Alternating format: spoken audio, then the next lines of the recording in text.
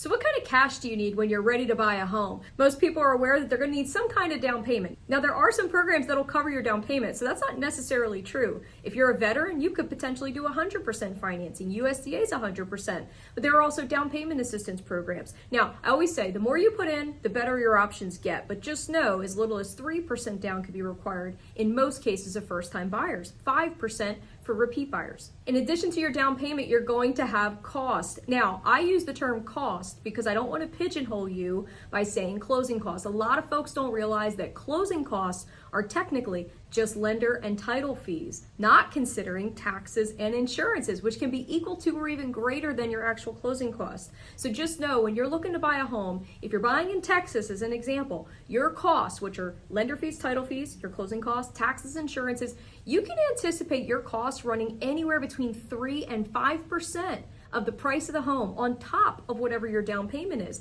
And that's a pretty big range. You might be wondering why. Well, taxes can vary property to property. Your financing can be a little bit different. Some people have to pay points, some people elect to pay points. You should be hedging yourself without considering anything paid by the seller. 3 to 5% will generally keep you protected. In a state like Pennsylvania, it's 6%, no matter, again, what lender you're using or where you're buying. With a lot of loan programs, you can ask the seller to cover those closing costs either in full or in part. Different loans have different limitations. So if the closing costs in addition to your down payment are just a little bit more than you can afford, keep in mind you could try to negotiate with the seller to cover some of those costs. Not all sellers will go for it, and it does put you at a slight disadvantage if you're asking for a credit back, especially if you're in competition with someone who is not. Your down payment and closing costs are what you can expect the day of closing. Any deposit you give prior to then would be credited back towards that bottom line. When you're looking to buy a home, you need to be prepared with an earnest money deposit, which is generally about 1% of the price of the home.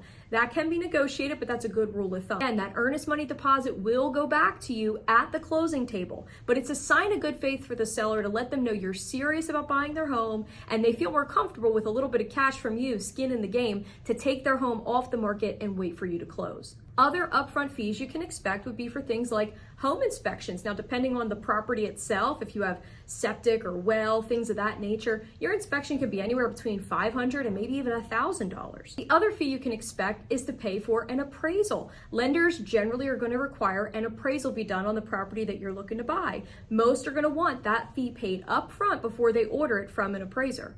Appraisals, again, depending on the property and the scope of work, can be anywhere between $600 and $1,500.